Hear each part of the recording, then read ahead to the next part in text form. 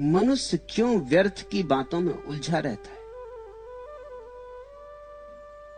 डर के कारण, भय के कारण। भय किस बात का?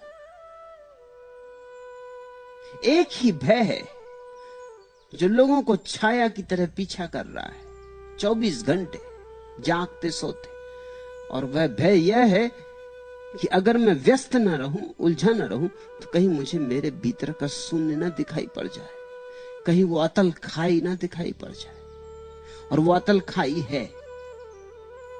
तो भय एकदम झूठ भी नहीं, निराधार भी नहीं। अगर तुम बिल्कुल अव्यस्त हो, कोई काम नहीं, तो तुम अचानक अपने भीतर के शून्य का अनुभव करने लगोगे, रिक्तता अनुभव होगी, खाली लगोगे। तुम जल्दी से किसी काम में व्यस्त हो जाओगे, क्योंकि खाली में अहंकार मरता है, गलता है। अहंकारी को तो व्यस्त रहना ही पड़ेगा। व्यस्त रह के ही अहंकारी अपने को मान सकता है कि मैं कुछ हूं। इसलिए लोग बड़े काम करना चाहते हैं, छोटे ही नहीं, बड़े काम करना चाहते हैं। ऐसे काम करना चाहते हैं कि दुनिया भर को पता चल जाए कि मैंने ये किया, कि मैंने वह किया। छोटे मोटे काम में रस नहीं आता। क्यों? क्योंकि छोटे मोटे काम छोटा मोटा अहंकार ही पैदा कर सकते। अब बुहारी लगाओ कि खाना बनाओ, कितना बड़ा अहंकार इसमें से पैदा करोगे। लेकिन प्रधानमंत्री हो जाओ, राष्ट्रपति हो जाओ, तो भारी अहंकार पैदा कर सकते कि मैं कुछ विशिष्ट हूं। 60 करोड़ लोगों में मैं कुछ विशिष्ट हूं। तो लोग दौड़ रहे हैं, भाग रहे हैं, ऐसी जगह पहुंच जाना चाहते हैं जहां कुछ विशिष्ट काम में उलझ जाएं, अपने को भर लेना चाहते। मनस्विद कहते हैं कि जो आदमी जितना ही अपने भीतर की शून्यता से घबराया होता है, उतना ही पद लोलुप हो जाता है। भीतर जो लोग हीनता की ग्रंथि से पीड़ित होते हैं, वे लोग पद लोलुप हो जाते।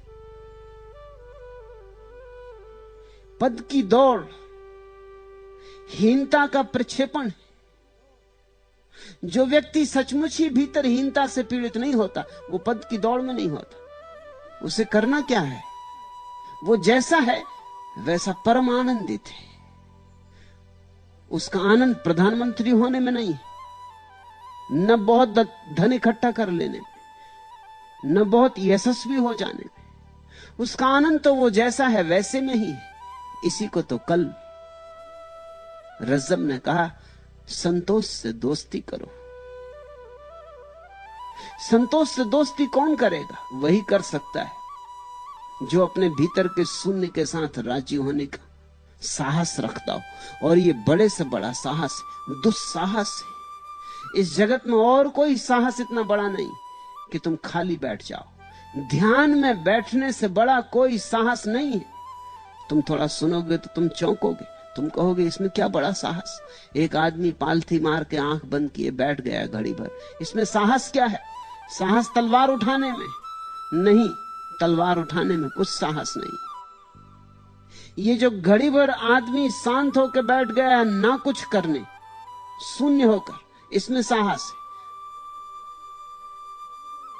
क्यों? क्योंकि यहां जैसे जैसे भीतर उतरेगा, जैसे जैसे कृत्य का जगत छूटेगा, विचार का जगत छूटेगा। क्योंकि विचार भी सूक्ष्म कृत्य है, वो मन का कृत्य है। कभी तुम शरीर का काम करते हो, शरीर के काम से छूटे तो तत्क्षण मन का काम शुरू कर देते, मगर काम जारी रहता है।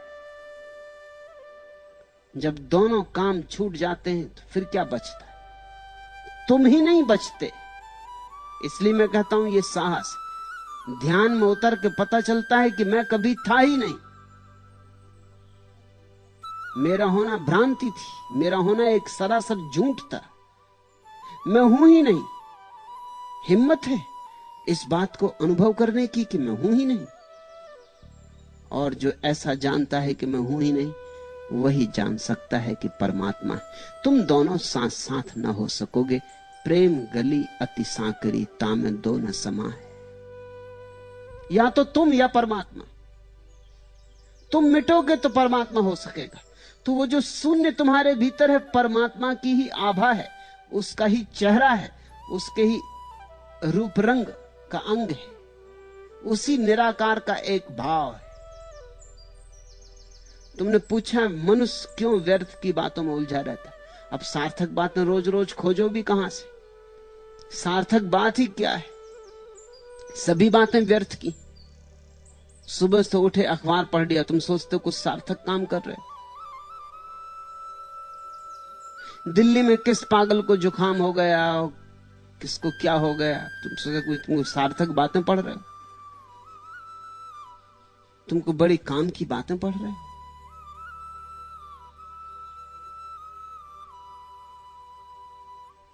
फिर बैठ के पत्नी से कुछ बात कर ली, मोहल्ले की गपशप, फिर चले दफ्तर। तुम सोचते हो वहां को सार्थक काम कर रहे हो। सार्थक क्या है? इस सारे उपद्रव की सार्थकता इतनी ही है कि 2 रोटी मिल जाती।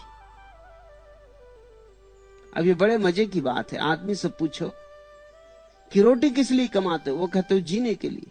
और उससे पूछो जीते किस लिए, वो कहता रोटी कमाने के लिए। ये कौन सी सार्थकता हुई?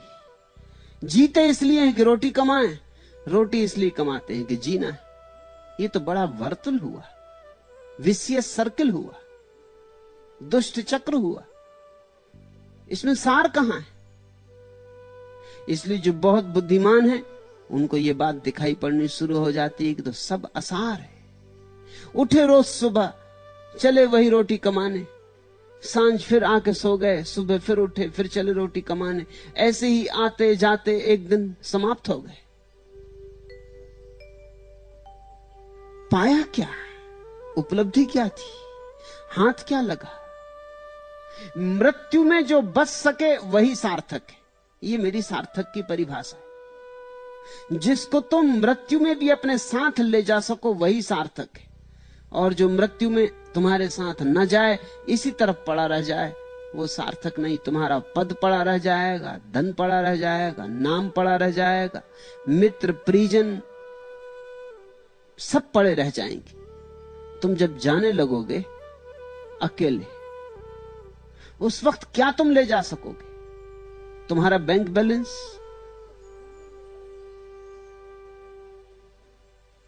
क्या ले जा सकोगे? उस वक्त ध्यान ही ले जा सकोगे, बस और कुछ ना ले जा सकोगे। तो ध्यान का अनुभव एकमात्र सार्थक अनुभव है। ये तो बड़ी उपद्रव की बात हुई, उल्टी बात हुई। तुम जो भी करते हो सब व्यर्थ है। वो जो कुछ घड़ियां ना करने में बीतती हैं वही सार्थक है, क्योंकि वही तुम बचा के ले जा सकोगे। मगर उन थोड़ी सी घड़ियों में जो तुम शांत हो जाते हो, कुछ भी नहीं करते, मौत का साक्षात्कार करना होता है। मौत और ध्यान बड़े एक जैसे। ध्यान करने वाला रोज मौत में उतरता है, रोज मरता है, क्योंकि रोज मिट जाता है, भीतर सन्नाटा हो जाता है। खोजने से भी नहीं पाता अपना आपा कि मैं कहां हूं। कोई आत्मा नहीं मिलती, कोई भीतर नहीं मिलता, सिर्फ सन्नाटा मिलता है। सन्नाटा रोज गहन होता जाता है, खाई रोज गहरी होती चली जाती है और गिरता चला जाता है, और कहीं जगह नहीं मिलती जहां पैर टेक के खड़ा हो जाऊं। यही तो मृत्यु का अनुभव है। इसलिए जिसने ध्यान में बार बार मर के देख लिया, जब मृत्यु आती है तो वो घबराता नहीं, क्योंकि ये मृत्यु तो वो रोज ही देखता रहा है। इसलिए ध्यानी मृत्यु के क्षण में निश्चिंत भाव से जाता है। ये तो परिचित बात है, ये तो रोज का मामला है। इतना ही नहीं कि परिचित है, इतना ही नहीं कि रोज की जानी हुई बात है, ये भी उसका अनुभव है कि जितना गहरा इस शून्य में उतरो उतने ही आनंद का आविर्भाव होता है। इसलिए वो मृत्यु का स्वागत करता, अंगीकार करता, उसे आलिंगन करता है, अतिथि की तरह, मेहमान की तरह द्वार खोलता है कि आओ, बहुत प्रतीक्षा की है तुम्हारी। और जो व्यक्ति मृत्यु को स्वागत से अंगीकार कर लेता वो मरेगा कैसे, वो मर कैसे सकता है। अब मैं तुमसे एक विरोधाभास कहना चाहता हूं। जो मरने को तैयार है, जो ध्यान में मरने को तैयार है, उसकी मृत्यु कभी नहीं होती, वह अमृत का धनी हो जाता है। लेकिन आदमी व्यर्थ की बातों में उलझा है। न हो बाहर तो खुद इजाद कर लेता है, खड़ी कर लेता है, झगड़े झांसे कर लेता है, उलझा लेता अपने को। तुम जरा ख्याल करो, तुम्हारे जितने झगड़े झांसे अगर सब हल हो जाएं, तुम्हारे व्यवसाय में जितनी चिंताएं हैं अगर सब हल हो जाएं, अगर मैं एक जादू का डंडा उठाऊं और तुम्हारे सिर के पास फिराऊं, कहूं तुम्हारी सारी चिंताएं समाप्त, तुम मुझे माफ करोगे? तुम मुझे कभी माफ नहीं करोगे। तुम एकदम आंख खोल के कहोगे अब मैं करूं क्या, सब झगड़े जहां से समाप्त, अब मैं करूं क्या, अब करने को कुछ भी नहीं बचा। तुम मांगोगे, हाथ जोड़ के गिड़गिड़ाओगे कि मेरी चिंताएं मुझे वापस दो, मेरी समस्याएं मुझे वापस दो। उलझा तो रहता था, लगा तो रहता था। याद की रह गुजर, याद की राह गुजर, जिस पे इसी सूरज से मुद्दतें बीत गई हैं तुम्हें चलते चलते। खत्म हो जाए जो, दो चार कदम और चलो, मोड़ पड़ता है जहां दस्ते फरामोशी का, जिससे आगे न कोई मैं हूं न कोई तुम हो।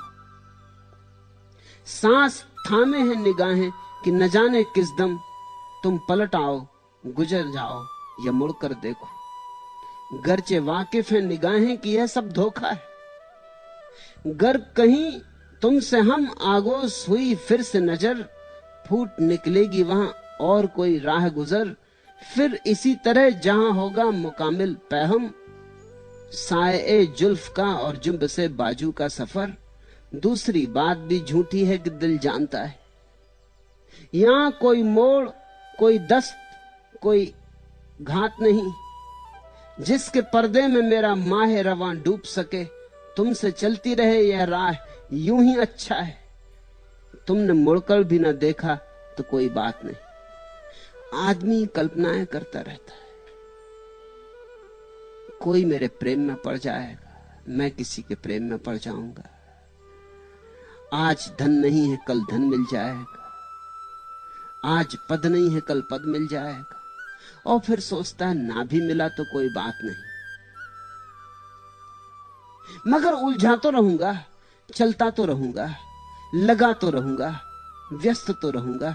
व्यस्तता ऐसे ही है जैसे सागर में डूबते हुए आदमी को तिनके का सहारा पकड़े रहता है। तुम उससे लाख कहो ये तिनका है, ये तुम्हें बचाएगा नहीं, वो कहेगा चुप रहो, बकवास बंद करो। बचाएगा या नहीं बचाएगा ये सवाल नहीं, कम से कम ये भ्रांति तो मन को देता है कि बच रहा हूं।